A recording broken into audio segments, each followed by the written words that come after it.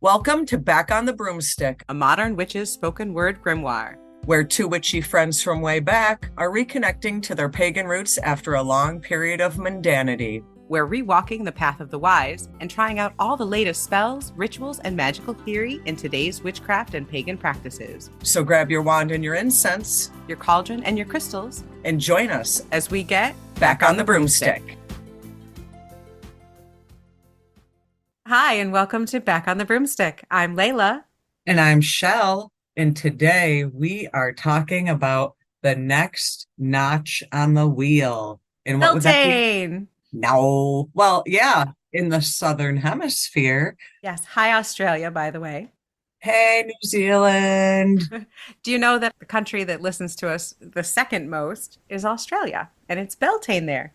You know, I love Beltane. We should hop on a plane and go down there. Honestly, this year I would much rather it be Beltane, so I'm very happy to say happy Beltane to the Southern Hemisphere. And to all of us up here in the Northern Hemisphere, we are celebrating Samhain. Whatever. Well, I kind of like it.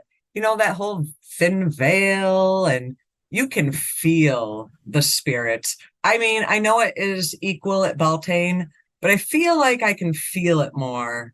I don't know. Maybe it is the nights or earlier thing. I don't know, but I feel Oh, yeah, the whole atmosphere lends itself to ancestor work and shadow work and inner work here in the Northern Hemisphere for Samhain. Whereas at Beltane, I feel like when the veil is thin, they're coming here to party. But when the veil is thin at Samhain, they're coming here to do work. You know, I was listening, Shell, today to our Samhain episode from last year on our other podcast, The Stoned Witches Hour. If you want to check it out, Wheel of the Year, Samhain 2022 on the Stoned Witches Hour.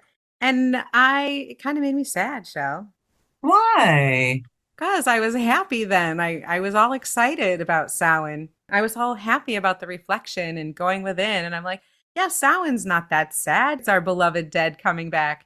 And then this year really kicked me in my ass and I lost a Because then you had the reflection that you were so looking for. Careful Yeah. what you wish for.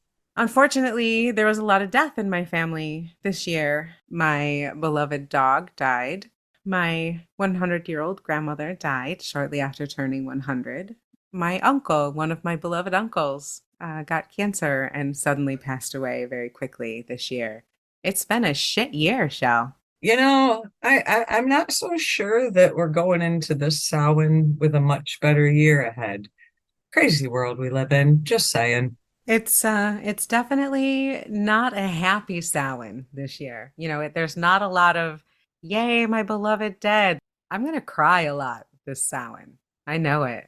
And being here up in Salem, it is always festive this time of year, as you can imagine. Is festive really the adjective you'd use to describe it? I've heard you talk about this, and festive is not what you use to me in private. It is, especially if we're talking about me trying to drive to my 9 to 5 work. job. Usually people are joyous and they're wearing costumes from like the second week of September.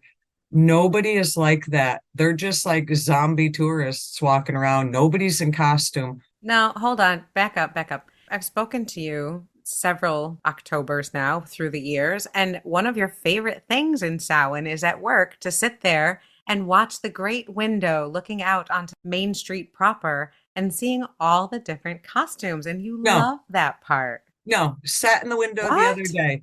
My whole office had lunch in that corner window, and we sat there, and it was the biggest disappointment. Surely there's some witches all dressed to the nines snuggled up next to Bora. One or two, but not like before. Like people are like Debbie Downer this year. I don't But know. there's more of them, right?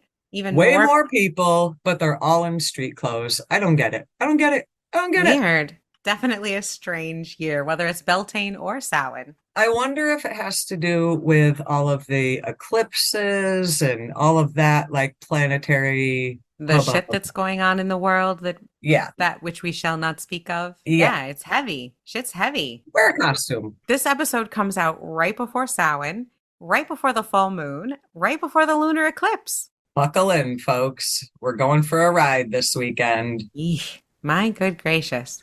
So, in lighter news, now that we've got everyone all depressed and wishing they were down in Australia for Beltane, we do actually have some good news to talk about. Guess what?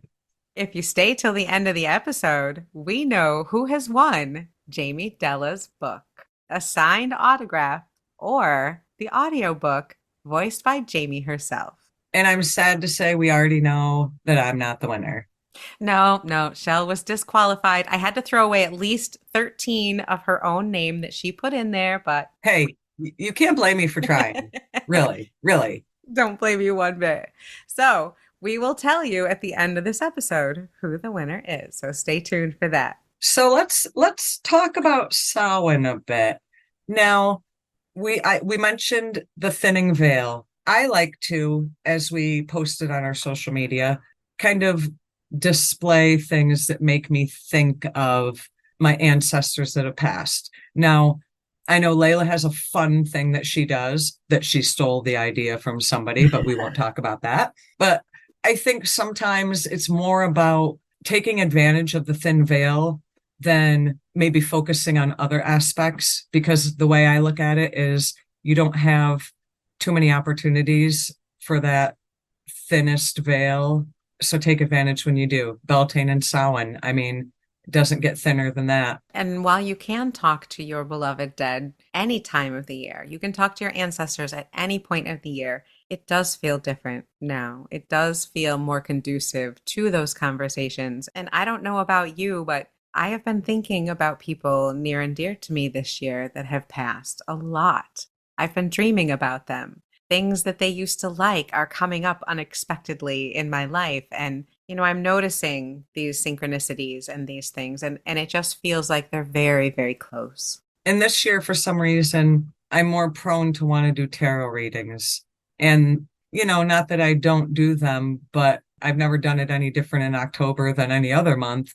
Whereas this year it seems a little different. I don't know. It's almost like I got the divination bug this month more so. I started last month, I started a pull a day using the Witch's Wisdom Tarot by Phyllis Curott for self-reflection. And so I've been pulling a tarot card every day and trying to meditate with that card and work with that particular card. And it's been hard. I find myself sometimes lapsing a little bit, like I missed a day or two here or there. And so I've been getting down on myself about that. How about you when you are doing your divinations this time of year? How are those working out for you?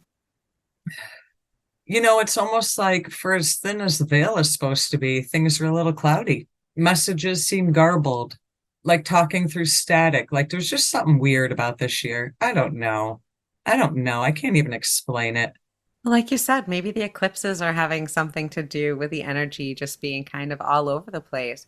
Instead of like talking face to face, it's like trying to talk to someone through a door. Ooh, You get what I'm saying? I do. Almost like the veil isn't very thin. Yeah, yeah. Like we know in our mind it is, but it's not kind of feeling it. I hear I ya. know it's supposed to be, but I'm not feeling it. But that's like, how I love analogies. That's my best analogy. It's like instead of a face-to-face conversation, it's like talking through a door, talking to someone on the other side of the door. Harder to hear, harder to listen. You know what I mean? That's going to happen at sometimes in your practice. You're going to find that rituals or spells that used to be easy for you aren't as easy. The magic doesn't feel like it's the same, or that, the energy feels different or stagnant. Well, that's the other thing. Is it me? Is it the universe? I don't know. I don't know how to find out. I'm hoping it's not me, but yeah, it's just weird. So some things you can do when that's happening, you can pull more cards. You can journal through it, Cleanse like a mofo, people. right? And it's always a good time to do a cleansing. Absolutely. Right? Of yourself, your house, your space, whatever. Because Samhain is the witch's new year, a lot of people do like to do a house cleansing now. We're about to button up our houses for the wintertime. So cleaning your whole space, like cleaning fresh for the new year. Like the opposite of spring cleaning. Yeah, exactly. Do some fall cleaning, do some Samhain cleaning, and cut cords. Do it energetically while you're physically cleaning your house. Reprotect your space. Reprotect it. Use your dragon's blood, use your sage, use cinnamon. Love cinnamon this time of year. Use some Right? rosemary and push all of that out of the space. If you don't want to burn the incense, simmer pots. I'm seeing simmer pots everywhere. Well, honestly, I was going to say you could take those same things and make a tea out of them. Just Make a saying. tea Love out of tea. them. Yep. Yep. Roll a joint. You can turn it into a broom. I've seen a lot of beautiful herb brooms that people make, and you can use that to sweep the air in your house. Flowers, use some flowers or get some flowers like chrysanthemums or marigolds, which are a symbol of the dead this time of year. Put those in your house and let that scent permeate and help to cleanse your space.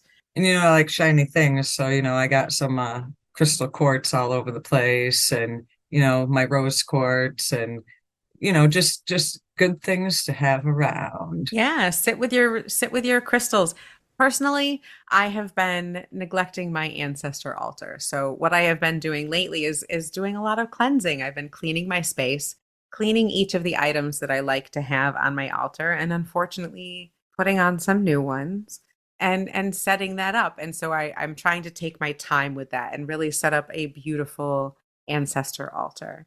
Um, just to kind of pay my respects and put a little offering, a food offering there every day. I'm cheating though, and I'm using bird seed and I'm putting it outside. So, Hey, whatever works, man, whatever yeah, works. It's all about your intent, there not you whether go. you're using bird seed or whatever you could be using. There you go. I also wanted to mention that this, as well as Beltane, my favorite thing, bonfire festival. I love a good bonfire. Love bonfires. That must be like the upstate New Yorker in me. I just love a good bonfire. The other thing to kind of tie in the whole masking and this is a good time for masking and unmasking.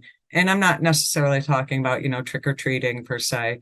Sometimes we wear a mask that we have to take off, and sometimes we don't have a mask and should put one on. And that is always something I've kind of reflected on in this time of year.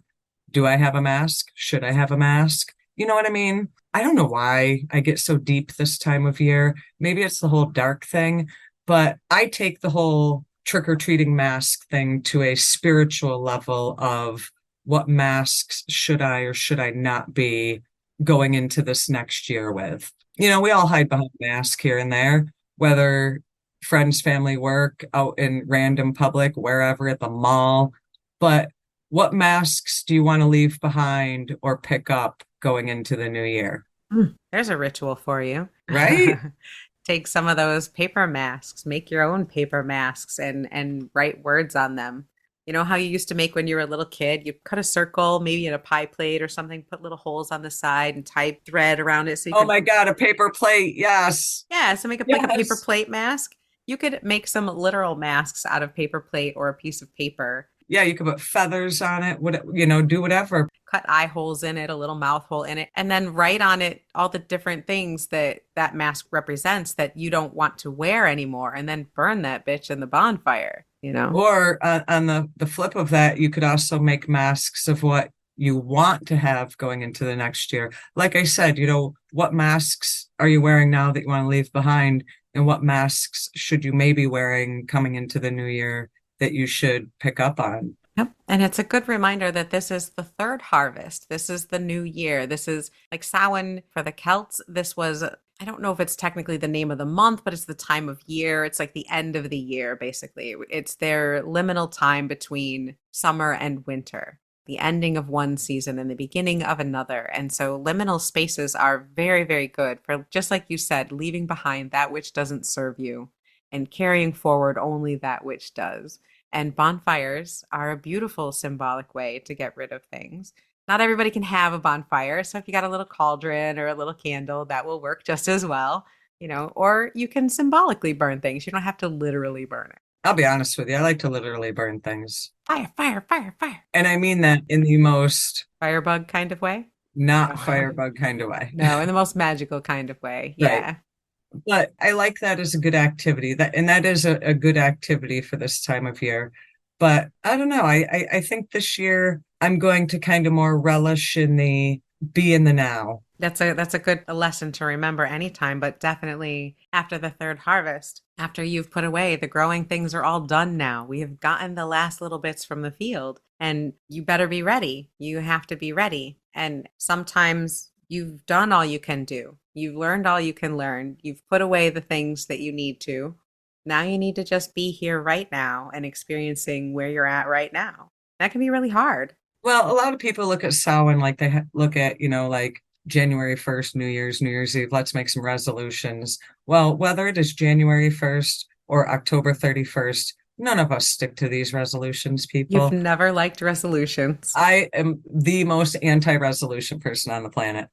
I think that's kind of where the whole be in the now, be cognizant of the present, don't focus too much on the future or too much on the past. You know what I mean? I do. And unfortunately, for me, this Samhain is going to be an awful lot focused on the past. I can't help it.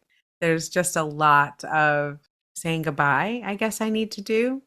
There's a lot of things I need to say. So it's going to be a long night. Yeah, you got some people that are crossing that bridge and take advantage that you still have that relationship, Yeah. just on Yeah. a different level. Just on a different level. And I try to remember that. I try not to be sad about it, but it's hard. It's hard sometimes not to be sad. So I'm going to let myself be a little sad that night. I kind of feel like we're turning Samhain episode into like a therapy session. I I feel like we're know. Debbie Downer. I told you I listened. Our last episode was all fun. We talked about great things, and this episode, I'm like, fuck that. I'm sad. I'm just sad. Well, what are some fun things you do for Samhain? And also, we've got, like you said, the eclipse, the full moon, like it's a busy weekend. It really is. What are your magical plans? Tell us all your magical plans for this weird holiday weekend. My biggest magical plan is we're having a silent supper and Samhain celebration with my coven,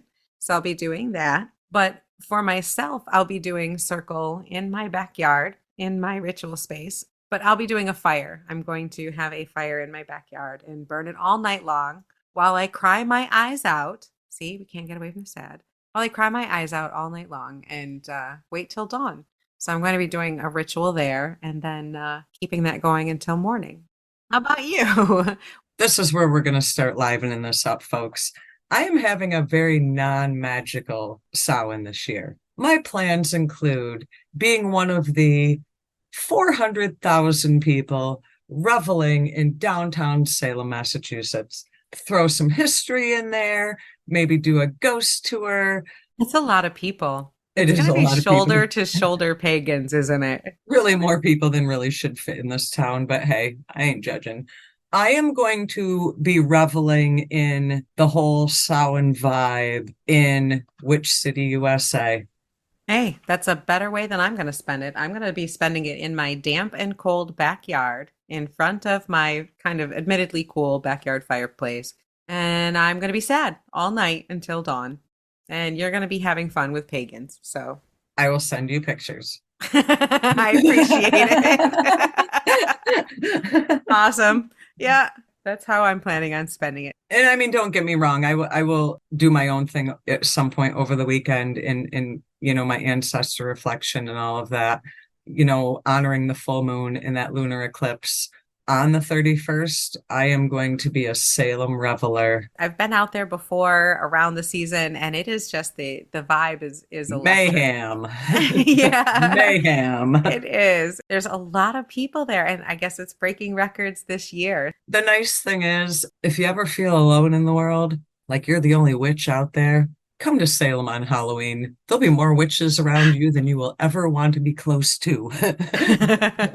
Shoulder to shoulder. We're not kidding here, people. But as much as there isn't really anything ritualistic in that, don't for a second think there's nothing magical in that. One of my very first times I ever saw pagans, I went out to Salem for Samhain and met my very first real life witches. They were everywhere. They were everywhere. They were doing ritual in this big field and walking around in their cloaks and their pointy hats, and it was just amazing to the witchling that I was that knew no one else to go to the witch city And I know that no real witches died there. We all know this. It was just a persecution of people. But it is kind of turned into almost a safe haven. It really has. We want to change the idea of witchcraft as being something that you could be persecuted for. We're trying to reclaim that. So we have very much claimed this city where such a tragedy happened to such innocent people. We have claimed that as our Mecca. I don't want to say Mecca, as our like homeland, as our like homecoming, as our covenstead. That's where we're drawn to. And it's beautiful. It's beautiful in a lot of different ways. I think it's pretty fantastic. And that is the magic I will be reveling in. And honestly, we need more of that magic and we need more of that recognition because just today, Shell, we've heard a little bit. Some of you guys have probably heard this too. Down in Pennsylvania, there was a pagan shop that was visited by a police officer. And they were told, they were just reminded, no one was arrested or given a ticket or anything. But this police officer thought that he needed to remind the owners of this shop that reading tarot cards or divination for money was against the law. And that if they did that, or if there were any problems with that, there would be tickets issued and they would be arrested. Can I just interject real quick? You know what this story makes me think of? What's that? Utilizing my itchy asshole spell. Oh, I love that spell. If Yeah. anyone doesn't know, I'll put a link in the show notes to the YouTube page where we discuss what the itchy asshole spell is. But yeah, they definitely need it. It gets worse, Shell. It gets much worse. Do I have to put that on the whole town? Yeah, you probably do, because I think in the same town, they're having what's called a witch walk.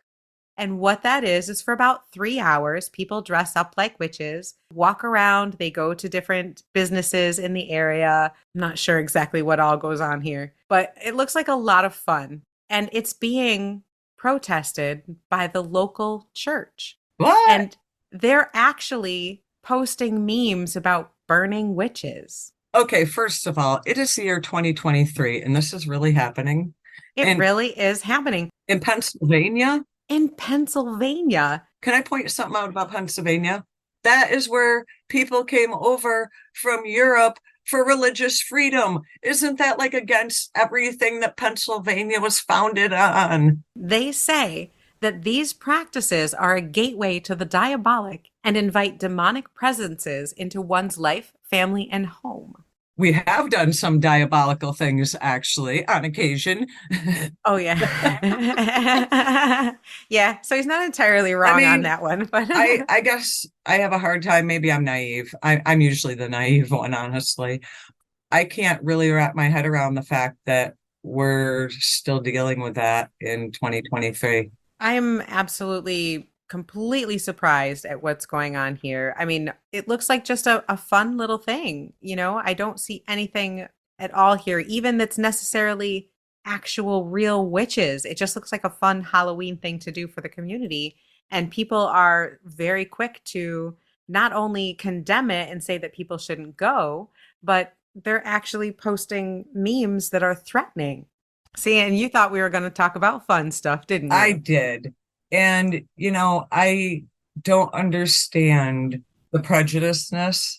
I know it's out there. I get it. I don't understand it. Well, you live in the heart of which city where they historically used that prejudice to execute innocent people. And now they use it to make money. But different conversation.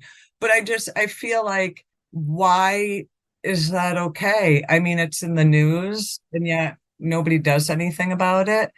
I guess that's a good lesson that maybe we're just not as accepted as we thought. I mean, you and I have never cared what people thought about what we believe. We never have, honestly. But I think that makes it easier to forget that some people do suffer persecution that we're not used to. Some people have to worry about their children or their job or where they're living. It can be dangerous for some people to say, even now, that they're a witch or they're a pagan. And that's fucked up. That is fucked up. I guess with everything that's going on in the world, religion is one of the things that really divides people. Well, on the bright side. Let's talk about things you can do to celebrate Samhain. So, other than crying in front of a fire, I will actually be cleaning and redoing my ancestor altar.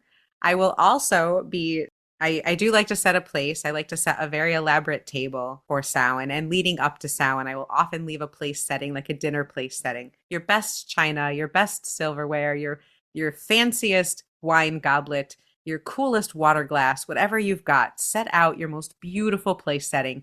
Put fresh flowers there every day. And you put that there so that your dead, those that you love, whether related to you by blood or in spirit or in heart, they know that they're welcome in your home. That place setting is for them. And so I like to set that sometime in the beginning of the month. I'll set it and leave it for the whole month.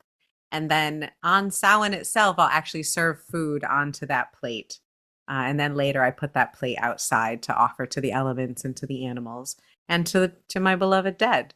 But that's one of the big things that I like to do ritually in addition to my ancestor altar is I like to set up a place setting. And on Samhain itself, again, I serve food onto that plate for those that have gone before me. You know what I like to do that's kind of corny? What's that, Shell? As you know, our listeners don't know this, but as you know, my one grandmother, Halloween was like her Christmas. Yeah. Wasn't an admitted witch, we'll call it that. But like she treated Halloween like Christmas. It was her favorite time of year. She dressed up every year in costume until the year she died at 85 years old. It was always a big deal. And even when I had my kids, we always made, I always made sure I took my kids to her house, even though it was They quite lived in the fun. best neighborhood for Really, Halloween. she did, honestly. Yeah. My kids would agree. But one thing I do is because it was a big deal, and for her, obviously she didn't know what Samhain was or celebrate that or even know anything about it. But Halloween was her thing. So what I like to do is do a pumpkin, Mhm. triangle eyes, triangle Yeah, like a nose, traditional jack-o'-lantern. right. And kind of treat it like a beacon. I don't know, beacon might not be the right word, Oh, but that's like, exactly what they are. you know what I mean? Yeah. And like we would literally leave, me and my kids would leave that damn pumpkin out front, light it every night until it was like rotting into my front porch, basically. It was kind of like a beacon to my grandma, like even if it wasn't, hey, why don't you come over and let's chat, kind of more of a celebrating you because celebrating Halloween kind of made us feel like celebrating her because it's almost like, associated one and the same because she was so into it. It might not cover all of my ancestors, but who doesn't like to carve a good jack-o'-lantern? I love to. Have a little spiritual association behind it just kind of makes it all the more meaningful. Well, like you always say, it's the intent, right? So if you Right. get your jack-o'-lantern, if you get a turnip or a small gourd or a pumpkin, if you want to be traditional, get your turnip. But if you use that time while you're carving the pumpkin to think about your ancestor who loved Halloween or who loved pumpkin pie or just loved fall, or if you carve that intent into the pumpkin and then put a candle maybe that you've charged and carved, maybe with their name, you could put that in the pumpkin. And then every time you light that pumpkin, exactly like Shell said, it becomes a beacon to that person's energy, to that soul. And they know that they're still thought of and they know that they're still loved. And maybe they'll come give you a message. Like the spiritual bat signal, you know what I mean? I love that. And the other thing that it kind of, as far as the honoring ancestors thing, my children are grown. We've even chatted with my son on our podcasts. We all still dress up. Us Both of too. my adult children dress up. I dress up. That's kind of in honor of my grand. Like with my grandma, you were never too old for a costume. Like I said, even in her mid 80s when she passed, never too old for a costume. So kind of utilizing that as a celebration of her life. I love You see what that. I'm I saying? do. And at my house, you are never too old to get candy. If you come to my Right? door and say trick or treat, you're getting candy. I don't care. And that for me is an act of, people used to give out candies or breads or things like that to appease the spirits because the idea was you didn't know this time of year who's coming to your door. If it's a demon, if it's a trickster, if it's a spirit of an ancestor, if it's the kid down the street. So you gave everyone treats to make sure that you didn't get tricked. And so giving candy to the kids as they come can also be part of that celebration and honoring those that have come before. And also giving out of abundance helps you to receive abundance. But yeah, you come to my door on Halloween, you get candy. I'm going for the king size bar. I'm coming to your house, Come to man. my house, girl. I got you covered. You know, that's the other thing I like. I like candy.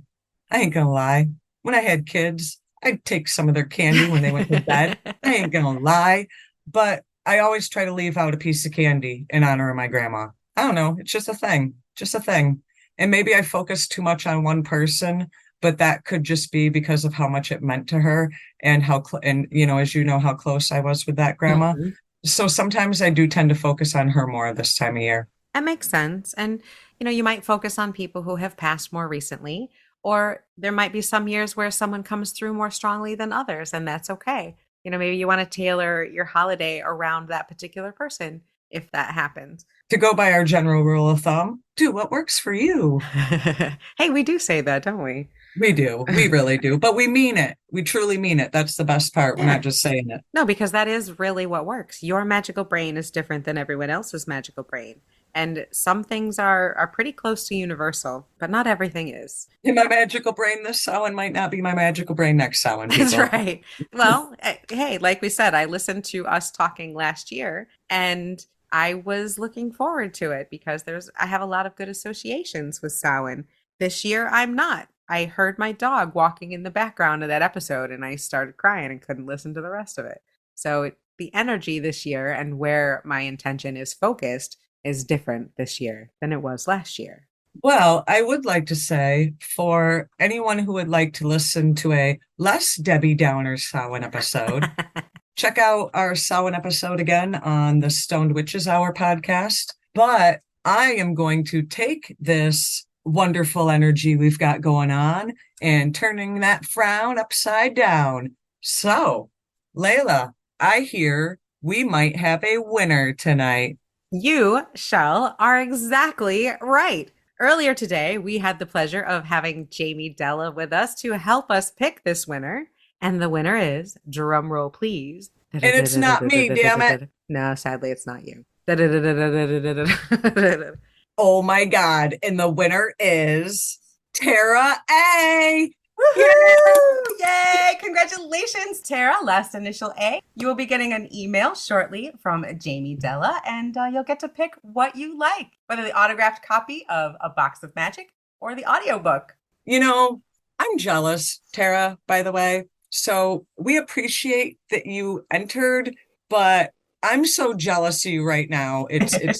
Yeah, just jealous. I'm going to say that I had to take out 13 different entries of shells, but I did remove them all, so. Damn you.